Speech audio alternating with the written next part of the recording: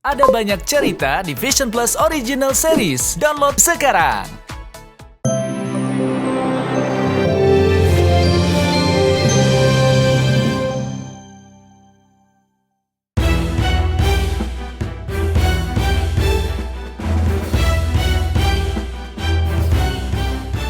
Pengacara Razman Arif barangkali boleh disebut sebagai sosok juru bela paling kontroversial belakangan ini. Ia menjadi kuasa hukum Dr. Richard yang berseteru dengan Kartika Putri soal kasus pencemaran nama baik lalu pecah kongsi. Ia juga tengah menghadapi serangan bertubi-tubi dari seterunya Hotman Paris Hutapea buntut dari pelaporan mantan Aspri Hotman. Dan yang juga tak kalah sengit ketika ia membela Medina Zain yang notabene lawan dari raja reality Uya Kuya. Bahkan status juru belanya terhadap Medina ikut disoal teman satu profesinya Farhad Abbas. Belakangan ia juga sengit terlibat cekcok dengan selebgram Dennis Charista yang kini berkongsi dengan Uya Kuya. Kesal dengan tingkah Dennis atas titah kliennya, Medina, Razman kemudian melaporkan selebgram ini ke Polda Sumatera Utara dengan tuduhan pencemaran nama baik dan kebohongan publik. Menurut Razman, Medina jengah dengan Dennis yang warawiri koar-koar di media hingga sibuk menjadi juru warta saat beberapa lalu Razman menggelar jumpa pers. Saya pada tanggal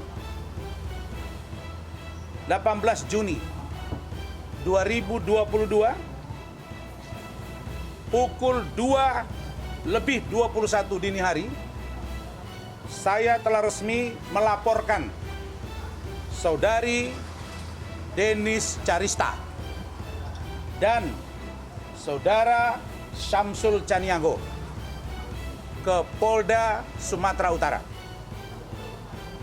Adapun laporan saya terkait dengan pelanggaran Undang-Undang IT atau ITE pasal 27 ayat 3, perubahan Undang-Undang IT nomor 11 tahun 2008. Dan saya berharap laporan ini akan dikembangkan sehingga masuk pada ujaran kebencian. Tak hanya melaporkan Dennis ke polisi, Razman juga akan menemui pihak Persatuan Wartawan Indonesia, organisasi yang menaungi para jurnalis, untuk mengecek status Dennis apakah benar sebagai juru warta atau bukan. Serta adanya keterangan palsu di depan umum. Terhadap siapa? Terhadap saudara Dennis Charista. Dulu waktu saya preskon di Coffee Home, sama seperti ini. Di situ kalian masih ingat, Dennis datang dan dia mengatakan bahwa dia wartawan. Setelah saya interogasi, mengaku sedang belajar dan atau sedang akan menjadi wartawan. Karena itu saya akan berkirim surat juga secara resmi kepada Dewan Pers, kepada Kominfo. Apakah podcast atau kanal YouTube saudara Dennis Charista ini ada izin atau tidak? Kalau tidak ada izin, ini artinya bisa dilihat dan diduga keras ilegal dan itu akan berimplikasi hukum. Kekesalan Razman memang sudah memuncak. Selain harus membela kliennya secara pribadi, ia juga banyak disudutkan kubu Uya Kuya. Karena itu, langkah hukum terus ia lakukan demi membuat jera seterunya. Tapi bukan Dennis Charista namanya jika tak punya nyali. Ia yang pernah ribut-ribut dengan Uya saat masih belum setenar hari ini tak gentar menghadapi laporan Razman. Sebaliknya, ia siap menghadapinya. Apalagi ia merasa punya hak menggugat hingga melaporkan balik Medina. Saya sampai saat ini baru udah 60 umur saya, baru tahu ada orang seperti Dennis. Awak seorang perempuan cantik, tapi luar biasa mulutnya. Abang ngomong ini apa maksudnya, Bang? Tolong jangan diganggu. Bu Ida ini pengacara Jangan saya. diganggu. Ibu jangan nunjuk saya. Iya, kamu jangan diganggu. Jangan diganggu. Saya kan wanita. Wanita apa? Kamu dalam rangka apa? Wanita begini. Iya, ibu kenapa marah-marah? Jangan diganggu. Jangan Ini tunjuk-tunjuk pengacara saya. saya. Orang Ibu jangan tunjuk-tunjuk saya. Ini pengacara Iyalah, saya. Jangan tunjuk-tunjuk aku. Jangan tunjuk-tunjuk. Cari Bisa masalah. ngomong baik-baik. Maksudnya apa? Kamu mau preskon atau mau saya jawab aja? Kalau Mau saya jawab, mau saya kamu nanya. pulang. Tapi habis itu lihat Rambo ya. Hah? Lihat Rambo dulu di depan Rambonya. Gila. Rambo di depan. Lihatlah bangku sayang. Memang gila. Nih bang, abang ini maksudnya pelecehan bukan sih bang? Kamu mau jawab? Mau saya Iya. jawab? Mana, Mau. mana? Ini bang.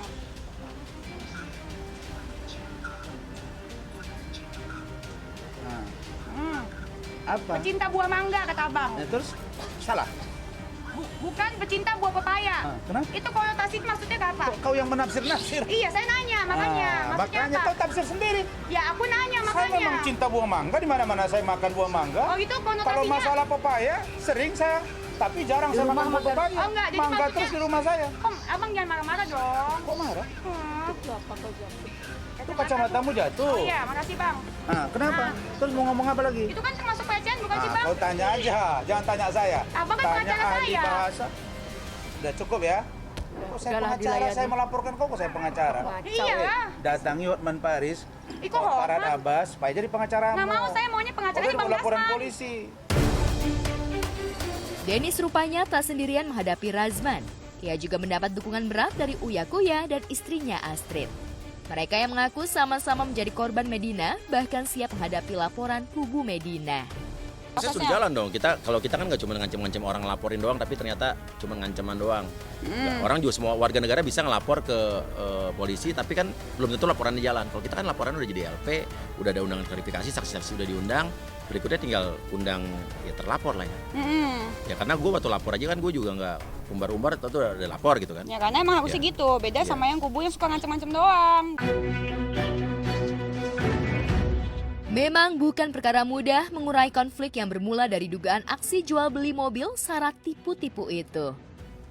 Bahkan semula Farhad Abbas sempat menasehati Razman seraya sambil menyindir agar kasus ini sejatinya reda kalau Razman mampu meluluhkan Medina untuk segera membayar uang Uya Kuya yang diduga ditilep Medina. Mulai saat ini, saya buat preskon terkait dengan Medina Zaini. Jangan lagi kalian minta komentar-komentar terkait Farhad Abbas. Tidak ada untungnya sama saya dan buat dia naik nama. Jangan komentarin saya lah masalah Dennis. Kenapa? Nggak ada urusannya dengan saya. Itu urusan dengan Medina.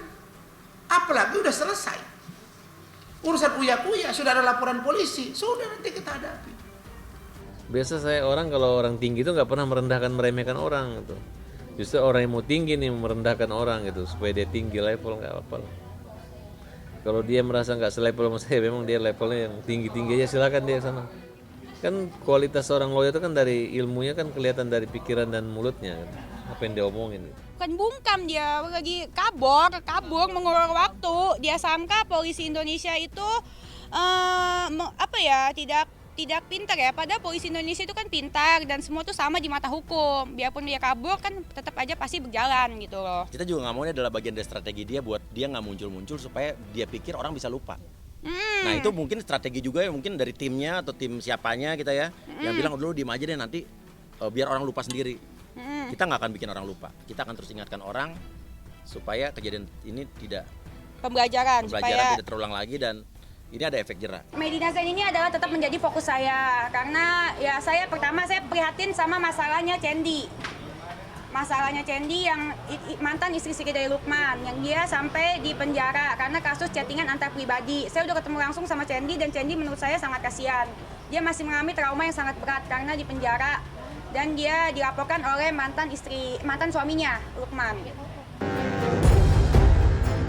Tapi nasi sudah jadi bubur. Makin kesini, konflik makin sengit dan melebar kemana-mana hingga ke ranah pribadi.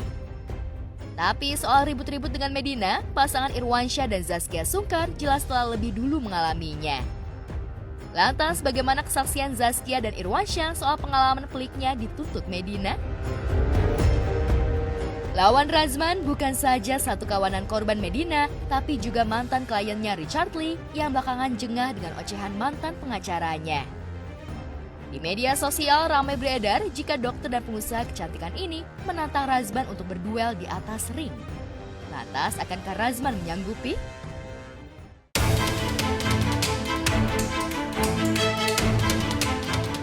Badai serangan lawan rupanya belum cukup menghujam Razman.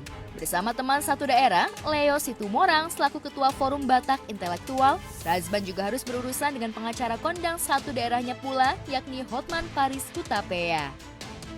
Sama-sama berasal dari Medan, para pengacara kini kerap terlibat perang urat saraf di media sosial. Perkaranya bermula ketika Razman mendampingi seorang mantan aspri Hotman yang melaporkan ada dugaan pelecehan.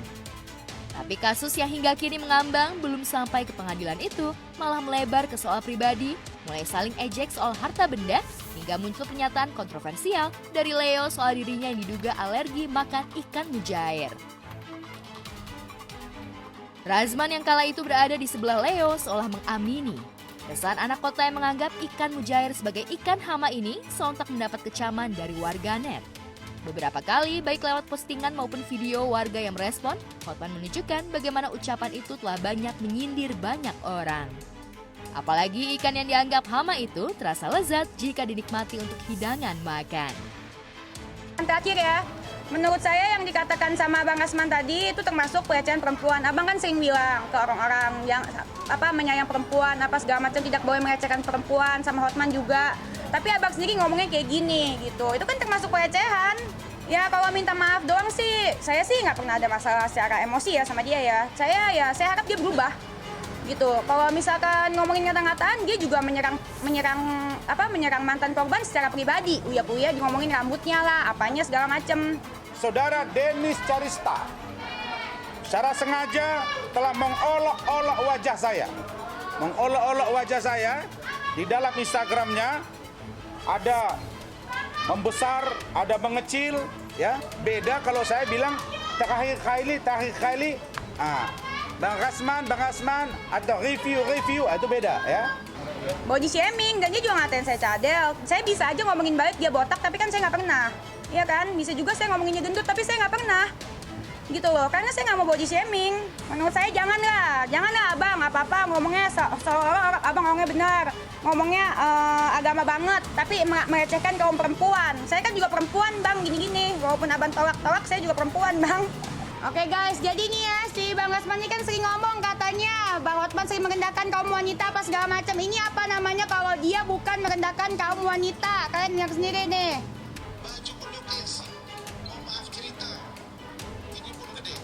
Tuh, dia ngomongin gede, kakek you can see gede. Abang juga termasuk itu melecehkan kaum wanita. Jadi abang nggak usah komen-komenin orang tentang melecehkan. Abang sendiri sedang melecehkan dengan mulut abang. Tuh, dia bilang yang gede itu kelapa. Ini termasuk pelecehan ya bang. Abang kan kalau ngomong agama banget, nggak pantas bang. Sebagai laki, abang ngomong gitu. Tuh, dia belah jelas bilang konotasinya gedenya kayak buah pepaya. Padahal kan kedong-dong ya. Tuh, dia bilang gua bongkar mesin, padahal gua belum punya anak. Perseteruan Razman dengan banyak lawan ini memang lebih heboh dan geger mengarah pada aksi saling sindir. Sementara belum ada satupun kasus yang sejatinya masuk ke ruang persidangan. Lantas, akankah perseteruan akan kian melebar tanpa ada kejelasan perdebatan di ruang sidang? Benarkah masing-masing hanya akan saling melemparkan sindiran atau benar-benar kelak akan berseteru di ruang sidang, saling membuktikan kasus yang tengah dilaporkan?